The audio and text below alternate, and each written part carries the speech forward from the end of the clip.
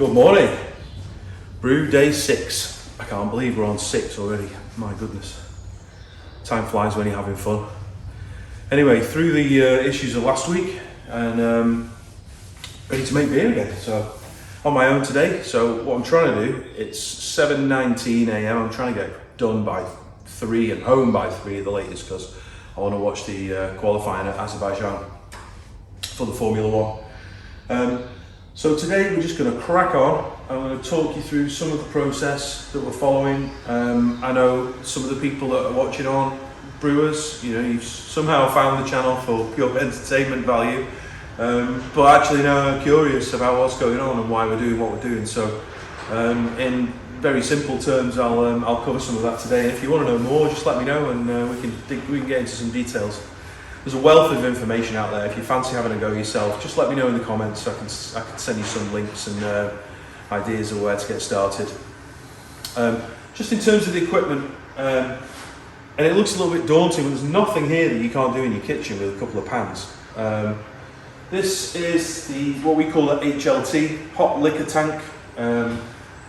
To everybody else it would be a hot water tank, but in the brewing world we use weird words for things. Liquor is what we brew with and water is what we clean with.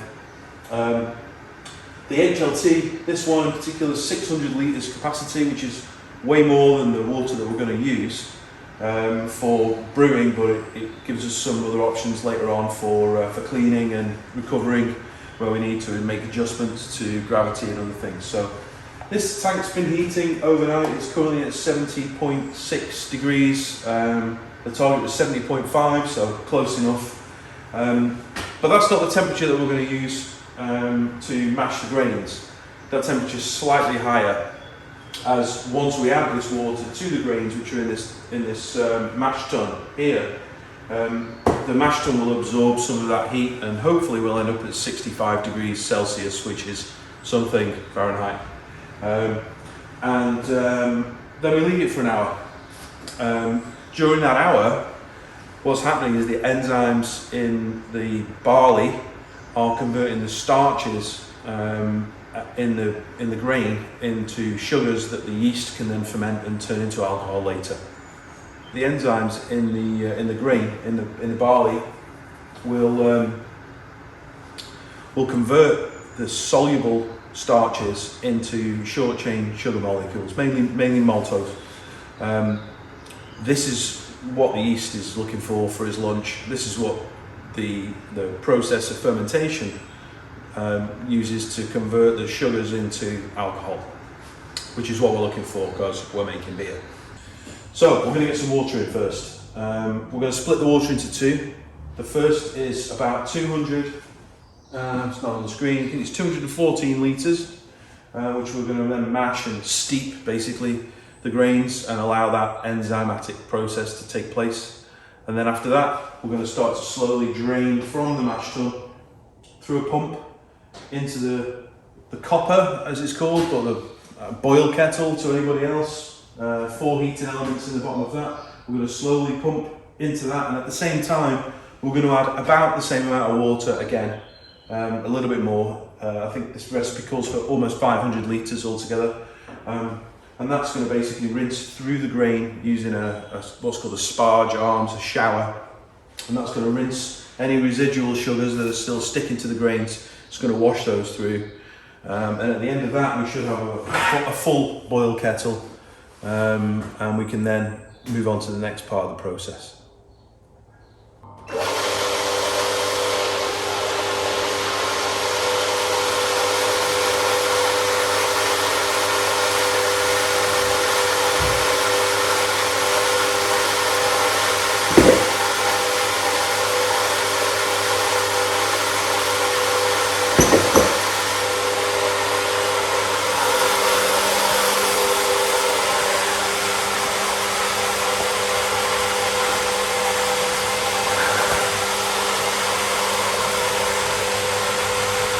So we're filling up now. You can start to see the liquor, the water appearing. We're filling from the bottom up using that pipe that's hanging over the side that you can see. And there's, you know, advantages and disadvantages to that. I find I'm getting less dough balls and clumps if I'm filling from the bottom upwards. Some people prefer to fill the mash tun with liquor first, then add the grains, or put the grains in and then dump the water on the top. But whatever works, ultimately we're just, we're going to end up at the same position. This way is a little harder to gauge what temperature we're going to be at, but trial and error. I know roughly where we'll be once this is mashed in. We should be at 65 as we've discussed. So we'll get a bit more water in and we'll start stirring and trying to get the rest of this grain nice and wet.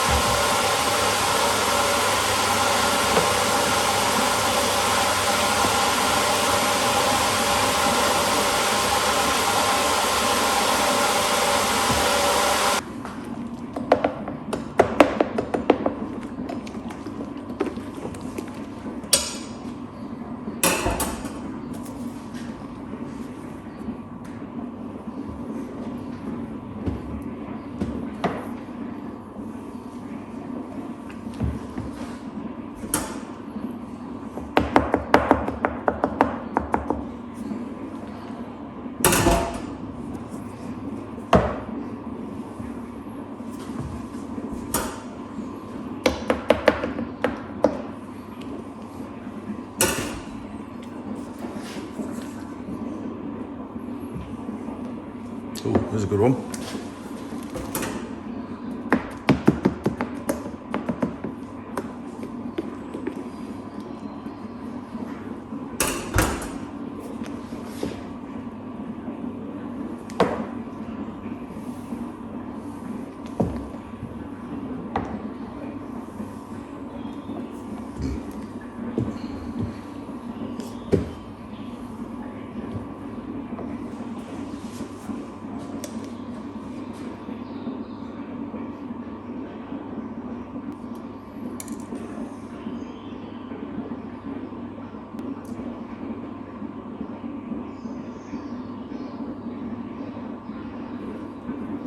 So as you might be able to see, we're basically 66 and a bit everywhere. It's only been in for a couple of minutes, so we'll lose a little bit of temperature now.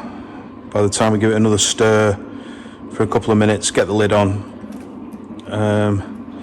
we'll be probably bang on 66. Okay, so temperature's where we need it, and now we wait at least an hour. At which point we'll check the gravity. The gravity being the density of the wort at that stage, the liquor with the dissolved starches and converted starches into sugars at that point. We'll do a starch test to make sure that all of the starch is converted using iodine. And in about 5 or 10 minutes, we're just going to check the pH of the liquid that's in there, which we need to be within a certain range, just really for optimal extraction. Okay, so the alarm's gone off to tell me that the mash is completed. An hour, and I've just let it run a few more minutes. So based on last time, what we're looking for is predictable, repeatable, and if we've got the right readings here, then as we go into the boil and then into the fermenter, if it's the same every time, then we're more likely to produce a consistent beer at the end. So I'm looking for 1060 at this stage. We've not sparged yet, so obviously it will come down as we dilute and rinse with the sparge water. But at this stage now, just after the mash, we should be 1.060. And to do that, we use this Refractometer. It's not the most precise device in the world, but at this stage it's good enough, and we use the same one every time. So if it was 1060 last week and it's 1060 this week, and we hit our numbers after that, then we can move on to the next stage. So I'm just going to check that now. So use this little teat pipette just to get a little sample. of the work, or try to anyway. There's obviously a lot of grain floating around, so we just got to try and not get too much of that on the slide.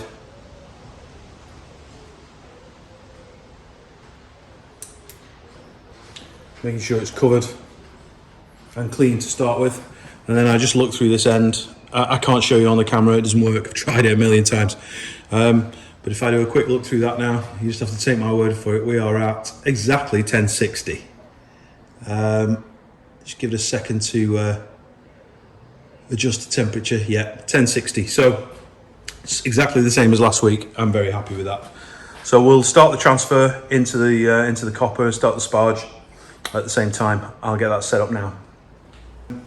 There is a good opportunity for bits of grain and cloudy work to get through the strainer, the sieve at the bottom of this mash tun. So typically I'll do 5 or 6 jugs just out of the bottom and tip into the top, just to make sure that liquid's running reasonably clear at the bottom. So we'll do that first, and then we'll pump.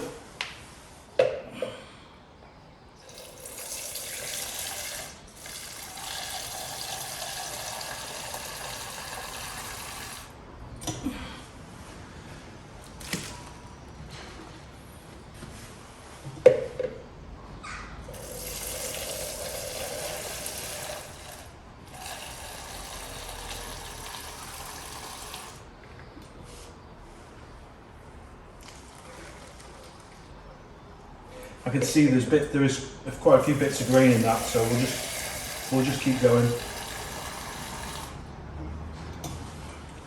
If you be able to see them on the camera.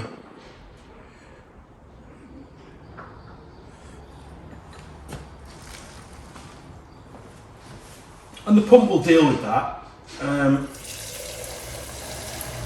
Just not much point giving it too much to do. If we can get it clear to start with, there's less clean up and less chance for bits to get caught inside. So that's visibly clearer now. There's still some bits.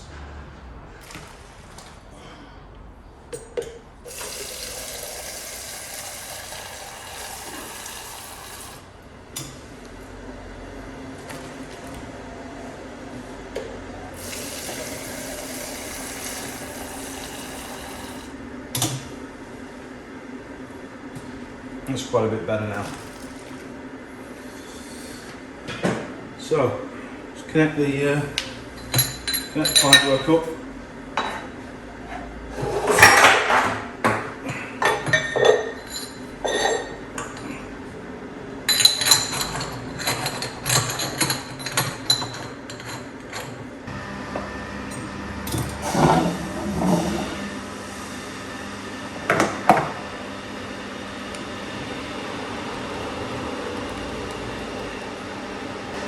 So we'll just let that run pretty slowly, just for a few minutes, till it clears up a little bit more, and then we'll transfer that connection over to the copper and start to sparge as well. So we'll start to add the water, which we're going to use to rinse the grains through.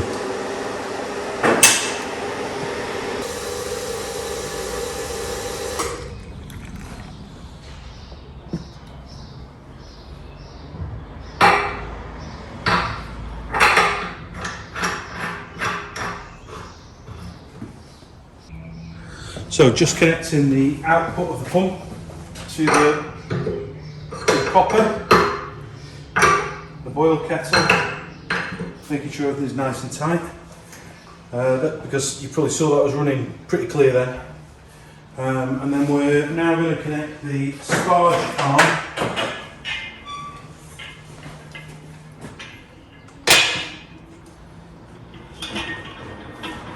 which spins around on the top there.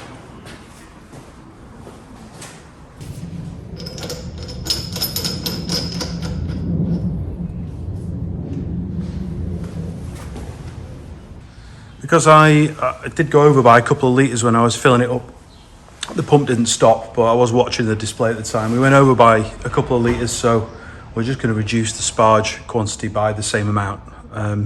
So the total water used will be exactly the same as we'd planned.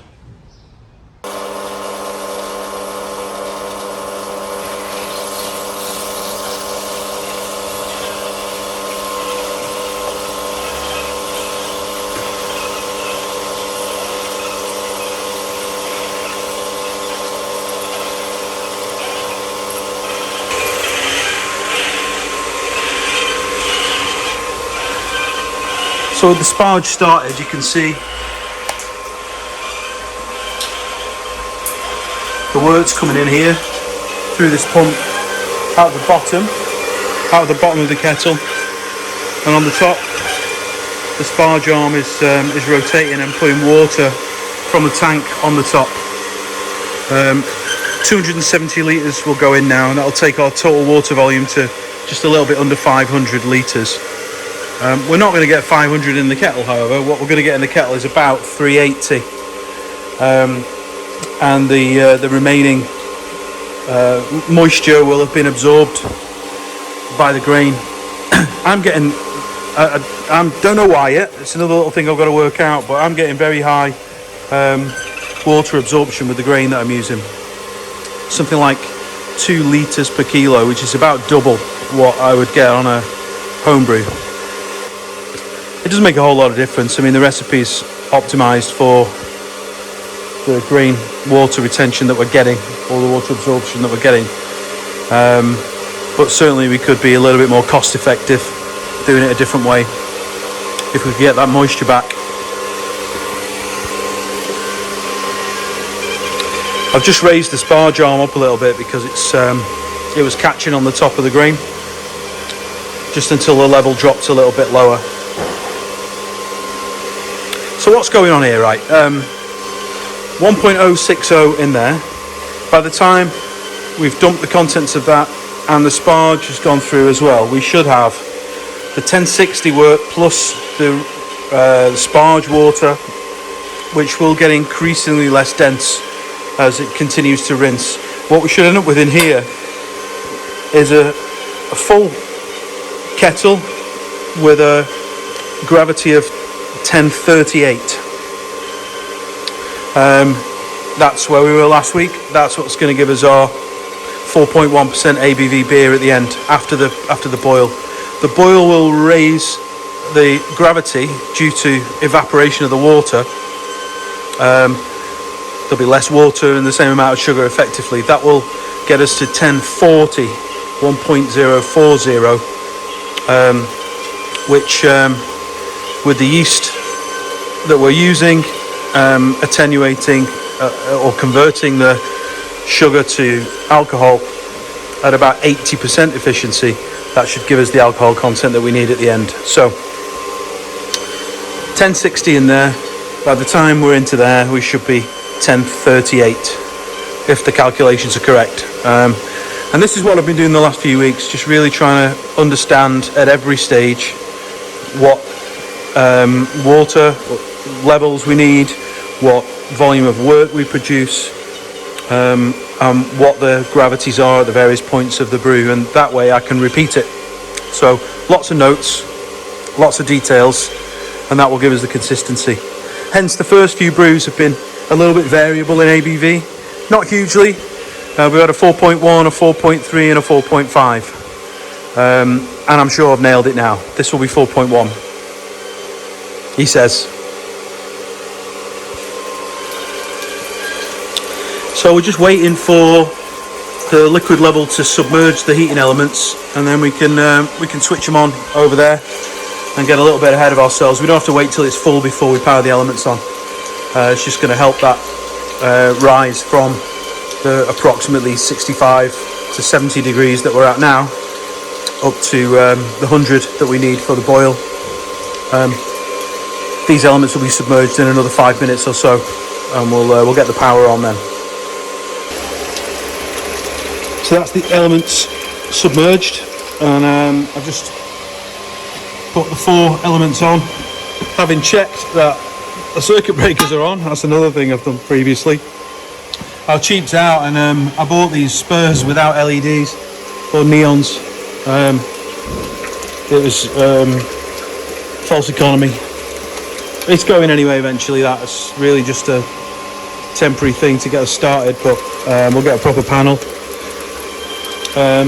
So that's still transferring in. It's still lovely and clear. Elements are submerged. Sparge continues, starting to drop a little bit now. We're looking for 270 litres in, so I've got another 65 litres to go. And what we'll start to do in a second is, once we're about halfway up, we're going to start checking the gravity of what's coming in here, the runnings. We really want to make sure that we're not down at such a low gravity that we've started to extract some of the nasties from the grain.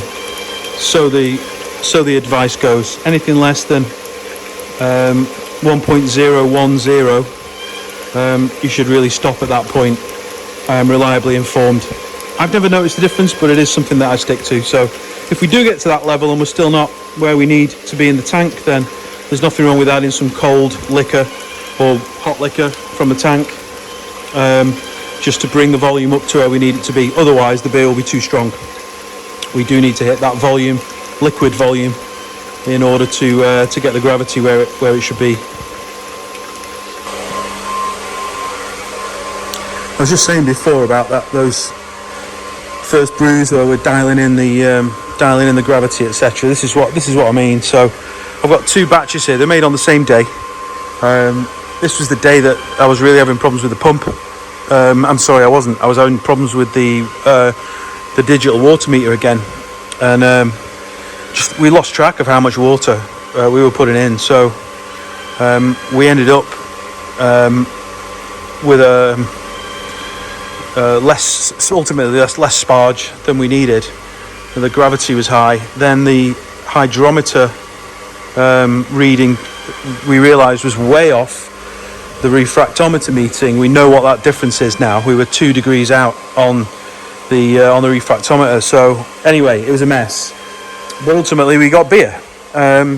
One of these beers, as you'll see from the label here, is 4.3% ABV, Murgy Straight.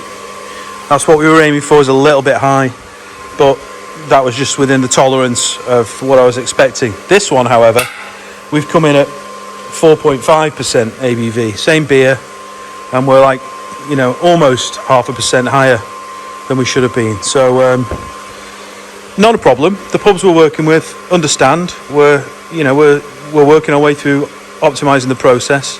It's a little bit stronger than it was before. So a marketing opportunity, because the festival's coming up. This is the festival edition. And this is regular Murgy Straight. And the one over there and the one in the tank will both be 4.1, and hopefully 4.1 from now on. So not bad to get it dialed in really 2 brews, really 3 brews, and we're bang on now, I think.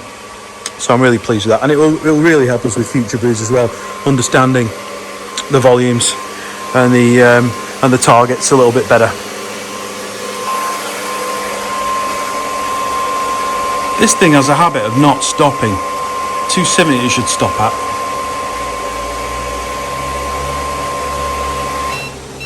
I didn't press that then, it did stop, but it didn't stop earlier.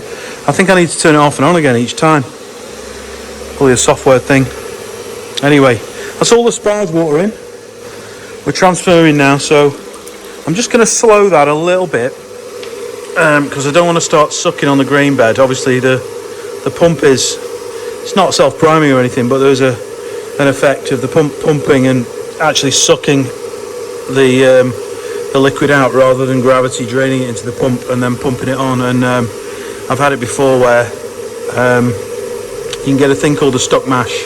This isn't a stuck mash as such, but the pressure from the pump is pulling the grain down and compacting the bed of grain in the bottom here and stopping the liquid that's on top of it from getting through. So there's a better way to deal with it than that, using an additional vessel and allowing gravity to empty the mash tun and then pump from that vessel, but we ain't doing that yet. It's just a little bit more expense to get that under back. we'll see how we go. But it's working as it is. The lines you can see at the back, if you look dead centre of the screen, one at the top, one below that, they are graduations, and not in litres or even gallons as you'd expect, but or sort of in gallons, in firkins. So each one of those firkin casks that you see over there will be filled by one of those graduations. So as you can see, we are 2 and a bit from the 7 that we need, with losses through the boil, evaporation, trub that's left at the end of this process, all the gubbins that's in the bottom, and then the sediment, etc., that will be in the bottom of the fermenter. We want to be quite far above that.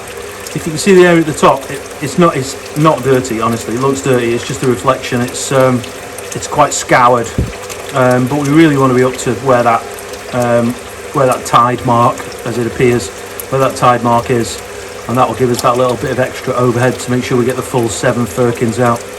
I can probably get an extra one if I'm very careful about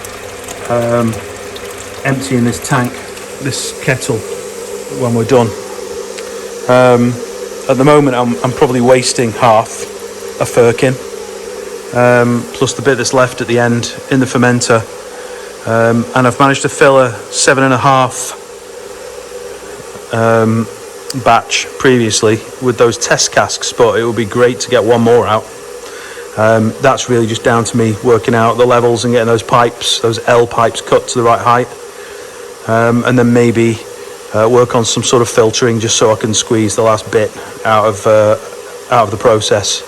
But I'm good with 7. We've budgeted for 7 and the costings work for 7, so 7 it is for now, but 8 will be great.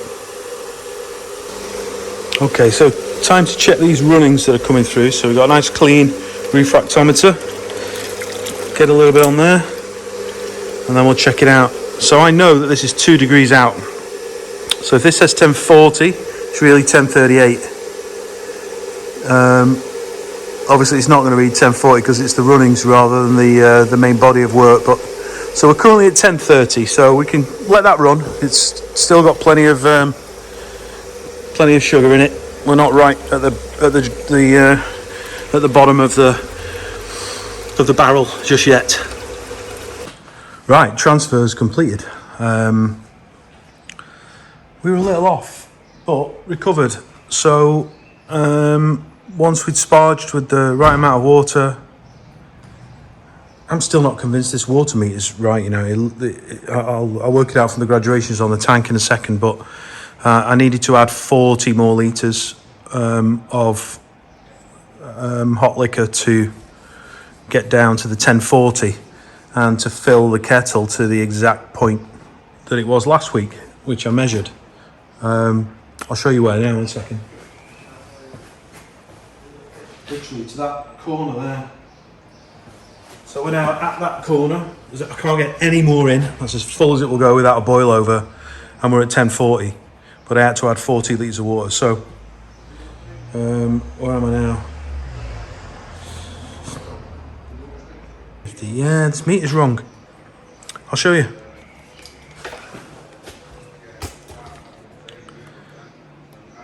I don't know if this is going to be clear enough, but I'll give you an idea. So this tank's 600 to the top, and I'm 50 off. So there was 550 litres in the tank, and I needed 490 something altogether for the mash water and the sparge water. And if you look now where we are, now I've added the extra water from this tank. We're down here somewhere about 100. So 600 tank, 100 left, about 500. But we were 40 before. We were up here.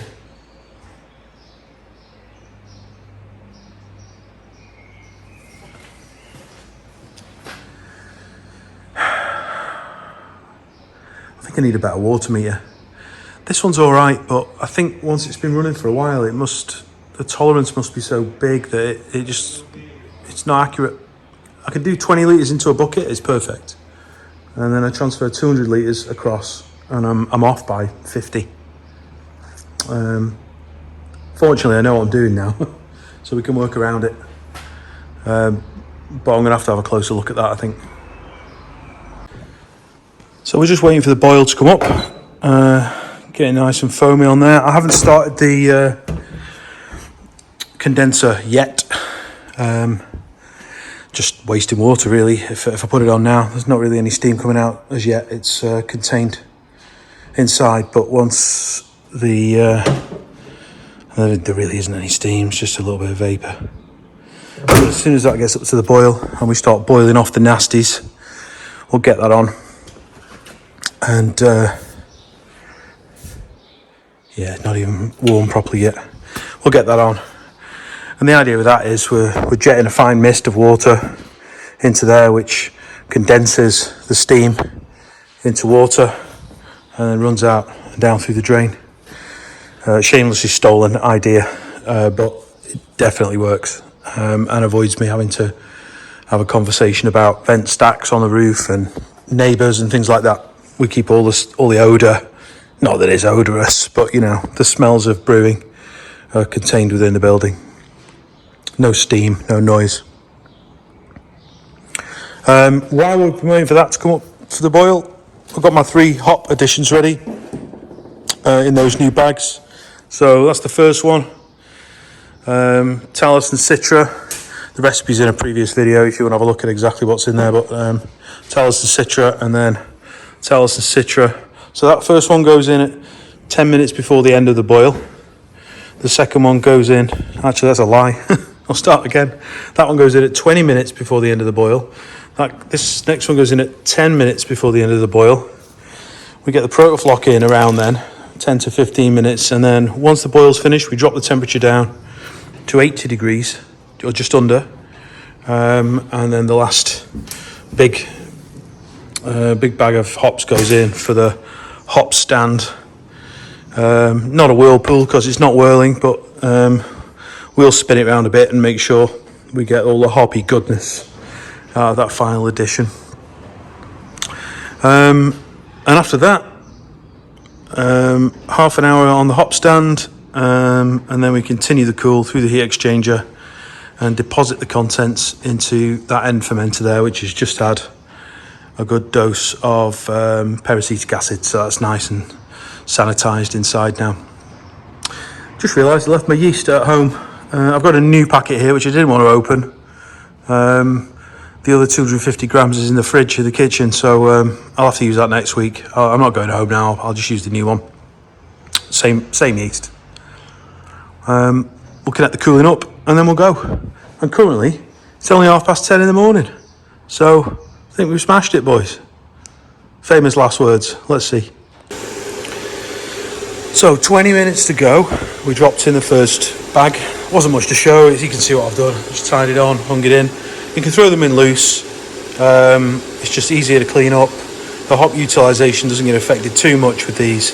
And because of the shape of the bottom of the kettle, it means that, and the lack of filter that I've got, all the crap's contained in the bag, or the majority of it anyway. So that was 20 minutes before the end. That was 10 minutes before the end. And at the moment what we're doing is just recirculating some of the wort through the plate chiller and back in. And that's basically reducing the temperature of the overall wort. I'm looking for my spoon, here we go. So if I do a quick whiz around with this, just give it a quick move it around a little bit, just so I can check the temperature. We'll drop the probe in. We're looking for about 80. Yeah, still a little bit high, 84. So we'll give that 5 more minutes just to drop down. In the meantime, I'm going to do a quick gravity check as well.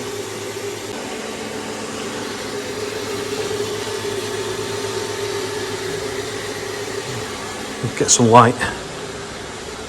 That is 10:42 and a bit. Remember, that's 2 out. So when we do the proper check for HMRC in a minute, we should be 2 below that. So just check the temperature. We are 80. Well, we were about a minute ago, and it's still dropping the cooling down. So I'm just going to drop these. In fact, before I do, just put a little toggle up the bag. So while we are waiting for the hop stand to finish, it's about 15 minutes left. Just using this opportunity to dig out the mash tun. I'll get most of it in those 2 tubs, and then our friendly farmer will give his beautiful cows something nice to munch on. Or sheep, I think, or both. I don't think they're picky. So we'll get those filled. There's probably a sack as well on top of that, I think. Could do with another one of them boxes. Now, I'll either stick them in the boot, or you might want to come and collect it, whatever's easiest. I pass it on the way home, so it's not a big deal to put it in the back of the car. So I managed to get it in 2. It's about 60 kilos dry, that more or less, and we're basically a few bits now. They'll hose through. If I just lift this up, there should be still a little puddle below, and there you go. Just seems such a waste to wait that. Just seems such a waste. I guess it's 5 litres. It would bother me at home, that, but it bothers me here. But as I was pumping it, it was getting quite cloudy, so I'm guessing that's just what's sweated out of the grain while we've been boiling. Just the residual stuff. So I could have waited another hour and captured it, but sometimes you just got to get on. So yeah, that'll get dumped.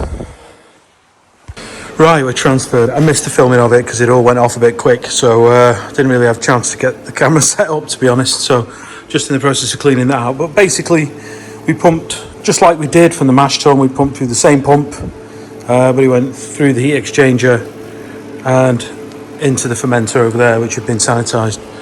If you have a quick peep in now, I've not put the yeast in yet, but you can see through the window the level. It's currently 22.6 degrees in there, so that's okay for pitching the yeast. So we're going to stick the yeast in now, and we can let it do its thing. In the meantime, I'm going to start cleaning up. So sanitize the pack, sanitize the blades, cut it open with, sanitize the bowl, everything's sanitized. The dose for this is 0.5 to 0.8 grams per litre. There's 335-ish litres in that at the moment, so it's pretty well full. Which would be 0.8 would be 265. There's 500 grams in a pack.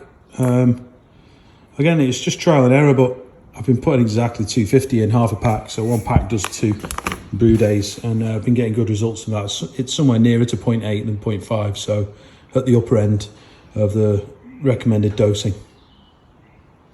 Right, let's chuck that in.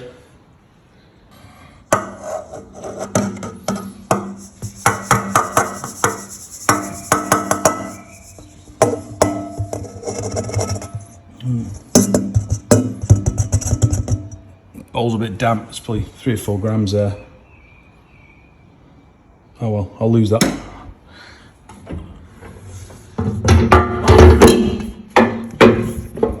Now there are some bolts to tighten this down. There's only actually 2 threads in it. The weight of the lid's so heavy, it does keep it airtight enough. I mean, it's not pressure, but certainly there's enough of a seal that the airlock will bubble. So we're done. We'll keep an eye on the temperature. Make sure it doesn't run away. I won't set it to 19 just yet because it's going to naturally fall anyway. We're just wasting electricity by driving it to 19 faster. The lag on the yeast will be a day or so. So by which point we're probably going to be right in the sweet spot. So I'll just leave that. But I can check this from home. So if it looks like the yeast's running away and we're getting increased temperatures in that fermenter, I can switch that on at any point while I'm watching the telly.